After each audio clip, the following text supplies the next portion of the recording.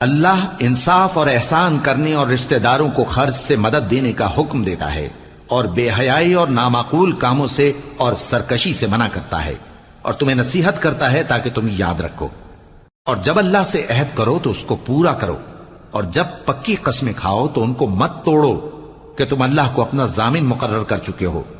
اور جو کچھ تم کرتے ہو اللہ اس کو جانتا ہے۔ اور اس عورت کی طرح نہ ہونا جس نے محنت سے تو سود کاتا پھر اس کو توڑ کر ٹکڑے ٹکڑے کر ڈالا، کہ تم اپنی قسموں کو آپس میں اس بات کا ذریعہ بنانے لگو کہ ایک گروہ دوسرے گروہ سے زیادہ غالب رہے۔ بات یہ ہے کہ اللہ تمہیں اس سے آزماتا ہے، اور جن باتوں میں تم اختلاف کرتے ہو قیامت کے دن اس کی حقیقت تم پر ظاہر کر دے گا۔ اور اگر اللہ چاہتا تو تم سب کو ایک ہی جماعت بنا دیتا، لیکن وہ جسے چاہتا ہے گمراہ رہنے دیتا ہے اور جسے چاہتا ہے ہدایت دیتا ہے۔ اور جو عمل تم کرتے ہو اس دن ان کے بارے میں تم سے